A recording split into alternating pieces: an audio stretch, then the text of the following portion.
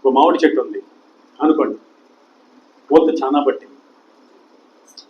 పూత పట్టిన పూతంతా అలాగే ఉంటే విస్తారమైన పండ్లు వస్తాయి. కానీ ఒక గాలి వచ్చిన వెంటనే, ఒక తుఫాను వచ్చిన వెంటనే ఆ పూత ఏమైపోద్ది? రాలిపోయే పూతగా మనం ఉండకూడదు. ఇకపోతే రాలిపోయిన వరకు పూత రాలిపోయింది. తర్వాత సమయంలో చక్కగా కాయలు, పిందెలు వచ్చింది. పిందెలు చాలా వచ్చినాయి, పిందెలు పెద్ద అవుతా ఉన్నాయి. మళ్ళీ తుఫాను వచ్చింది. ఇప్పుడు మళ్ళీ అనేక పిందెలు, అనేక అంటే పరిపక్వం లేని పిందెలు, కాయలు అన్నీ రాలిపోయి అలా సమయం గడిచిపోయింది. ఇంకా కొంతకాలం అయింది, మళ్ళీ తుఫాను వచ్చింది. ఇప్పుడు బాగా పక్వానికి రాబోతున్న కొన్ని కాయలు కూడా రాలిపోయింది.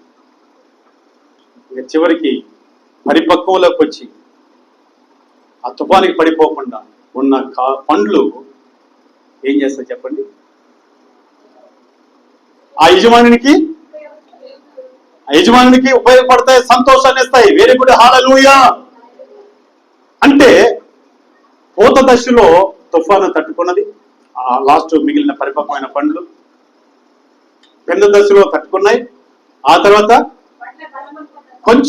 కొంచెం పెద్ద సైజులో కూడా తుఫాన్లు తట్టుకొని నిలబడ్డాయి. కాబట్టి ఆ పండ్లు ఏం చేస్తున్నాయి? యజమానిని సంతోషపరుస్తున్నాయి, ఆనందపరుస్తున్నాయి. అంత మాత్రమేనా? అదే పండు నిలబడింది కాబట్టి ముట్టే ఏమంటారు? ముట్టేనా? మీరేమైనా కొత్త భాష ఉందా? టెంకాయ, టెంకి. ఆ టెంకి చివరిగా ఏం చేస్తా తెలుసా? భూమిలో పడితే ఒకటే రెండైనా పడితే అంటే నిలబడ్డాయి, తచ్చుకున్నాయి తుఫానికి. ఆ 2 టెంకులు అనుకోండి, 2 ముట్లు లేదా 5 ముట్లు అనుకోండి, లేదా 5 టెంకులు అనుకోండి. 5 టెంకులు 5 చోట్ల వేస్తాడు ఆ రైతు. మళ్ళీ ఏం జరగద్ది? నిలబడ్డాయి తుఫానికి. హల్లెలూయా. పూత దశలో పడిపోలా, పిందె దశలో పడిపోలా, కొంచెం పెద్ద సైజులో పడిపోలా, నిలబడి ఆ రైతుని ఏం చేసే, లేదా యజమానిని ఏం చేసే? సంతోషపరిచి ఆనందపరిచి ఆ రసాన్ని అందజేసి చివరికి తన జీవితం మళ్ళీ భూమిలోకి పోగా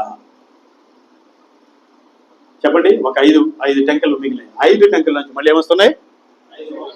5 మొక్కలు వస్తాయి, ఫలిస్తాయి. ఇప్పుడు ఎన్ని? 5 ఒక చెట్టే ఫస్ట్ ఉండింది, ఇప్పుడు 5 చెట్లు అయినాయి. 5 చెట్లకి ఎన్ని వస్తాయి ఇప్పుడు? చెప్పలేనండి. హల్లెలూయా. అట్లా నువ్వు ఎందుకు ఉండకూడదు? ఆ పండులాగా నిలబడి పొగడుతలనే తుఫానికి, లోకస్తులనే తుఫానికి, బంధువర్గనే తుఫానికి, శరీరం చెప్పే బలహీనత అనే తుఫానికి, పాపం అనే తుఫానికి పడిపోతే దేనికి పనికిరాదు ఆ పూత, దేనికి పనికిరాదు ఆ పిండి, దేనికి పనికిరాదు మధ్య భాగంలో ఎదిగిన ఆ పండు, ఆ కాయ ఎందుకు పనికిరాదు? ఏం చేస్తాడు? నాకు చిమ్మి చెప్పాలి అందరూ. దయచేసి అలాంటి బ్రతుకు మనం బ్రతుకుండా, మన కొరకు ప్రాణం పెట్టి, మన కొరకు రక్తం కాచి మనల్ని కన్నాడే. ఎందుకు తెలుసా? నా బిడ్డలు నన్ను సంతోషపరుస్తారని. ఆయన సంతోషపరిచేట్టుగా బ్రతుకుతూ ఈ లోకాన్ని వెలిగిస్తూ ఆ ప్రభురాజ్యంలో గొప్ప స్థాయిని మనం కలిగి ఉన్నాం. అటు కృప పరిశుద్ధాత్మ దేవుడు మన సహాయమో చేయదుగా. చివరికి ఒక మాట హెచ్చరిక. నువ్వు కష్టపడి కన్నావు, నీ బిడ్డని కష్టపడి కన్నావు. అదే బిడ్డ ఎదిగి కొంచెం పెద్దోడైన తర్వాత మన మాట ఎదగకపోతే, వాడి సిద్ధానుసారంగా తన ఉద్దేశాల ప్రకారం నడుస్తూ ఉంటే, అలా లోకంలో కలిసిపోతూ ఉంటే, లోకాశంలో మునిగిపోతుంటే, ఒక తల్లిగా ఒక తండ్రిగా నీకు ఎలా ఉంటది? చెప్పాలి. సంతోషంగా ఉంటుందా? చాలా వేదన, చాలా దుఃఖం. ఈ ప్రపంచంలో వేధించేది ఏదో తెలుసా? తన పిల్లలు తల్లిదండ్రుల మాట విననప్పుడే అది భయంకరమైన వేదన. భర్త వినకపోయినా, భార్య వినకపోయినా అది వేరు. నా బిడ్డలు నా మాట వింటారు చాలని ధైర్యంగా ఉంటాడు. హల్లెలూయా. అర్థమైందా? నా బిడ్డలైనా నా మాట వింటున్నారు చాలు, ఈ యొక్క ఆదరణ దొరికింది అని ఒక తల్లిగా, ఒక తండ్రిగా ఆదరించబడతారు. అదేవిధంగా ఆయన మాట మనం ఆయన మాట వింటే మనకెంతో మేలు. కీర్తన 81:13 ఆ మాట ఉంటుంది. ఇవన్నీ నిజంగా చెప్పాలంటే మన మేలు కొరకు ఆయన మాట్లాడుతున్నాడు. చదివి ముగించేద్దాం. ఆ మాట చదివేసింది ముగించేద్దాం. అయ్యో నా ప్రజలు అనగా ఈ రోజు చెప్పిన మాటలు విని ఎడలా, అనగా బైబిల్లో చెప్పిన మాటలు విని ఎడలా, ఇశ్రాయేలు నా మార్గమును అనుసరించి నడిచిన ఎడల ఎంత మేలు. హల్లెలూయా. ఈ లోకంలో ఎక్కడికి వెళ్ళినా ఎవరిని అనుసరించినా, ఏమండి మన మామ మనకు మోక్షం ఇస్తాడా? మన అమ్మ మనకు మోక్షం ఇస్తుందా? మన భర్త మనకు మోక్షం ఇస్తాడా? ఎవరి మాట వినాలి? అయ్యో నా ప్రజలారా నా మాట వినండి, నా మార్గంలో నడవండి. ఎంతో అనగా బండ మీద ఉంటావు, ఎన్ని తుఫాన్లు వచ్చి నువ్వు పడిపో, ఆ స్థిరంగా ఉన్న ఆ తుఫాన్లకి ఆగిన ఆ పండులాగా ఉండి యజమానుడిని మన ప్రభుని సంతోషపెడతావు. అనేకులకి నీవు దీవెనకరంగా నీ యొక్క బ్రతుకు సాక్ష్యాన్ని బట్టి ఆ టెంక్ భూమిలో పడ్డప్పుడు మళ్ళీ చెట్టు ఎన్ని ఫలాలు ఇస్తుందో అనేక జీవితాలను నడిపిస్తావు. అనేక ఫలాలకి ఆశీర్వదకరంగా, అనేక జీవితాలకి ఆశీర్వదకరంగా ఉంటావు. ఇటు కృప పరిశుద్ధాత్ముడు సహాయమో చేయనిగా. కనుక తండ్రి అంటున్నాడు, తాను ప్రేమించే తన కుమారుణ్ణి గద్దించినట్టుగా నేను ప్రేమించే ప్రతి ఒక్కరిని గద్దిస్తాను.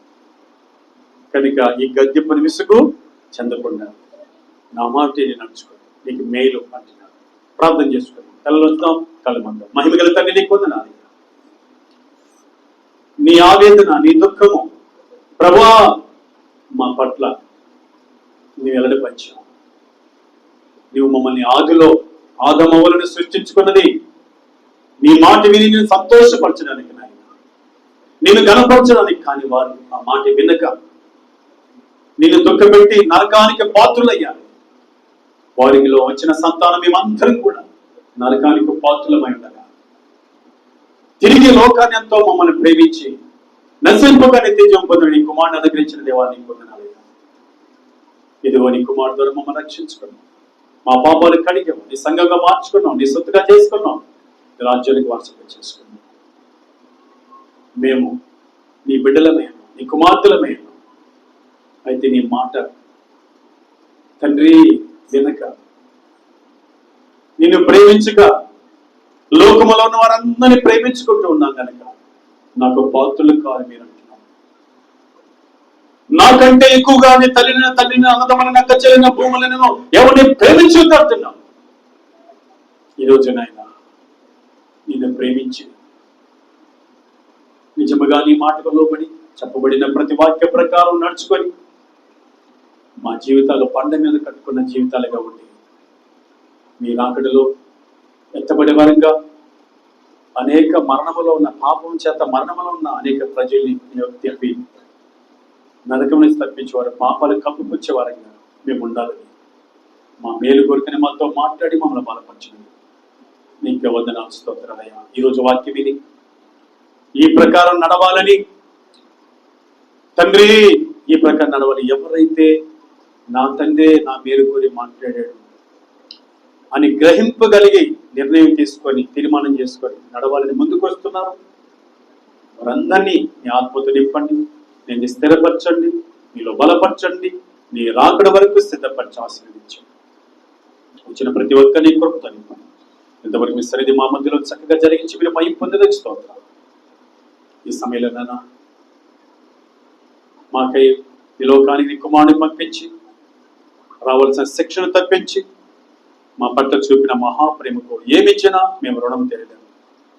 విరిగి నలిగిన హృదయంతో ఇచ్చిన రక్షణ పాత్రలో చేతపుచ్చుకొని ఈ స్తుతి ఆరాధన పునరుద్ధరుడైన యేసుక్రీస్తు నామములో మీకే సమర్పించి ఆరాధించుకొనుచున్నాము తండ్రి. ఆమేన్. హల్లెలూయా.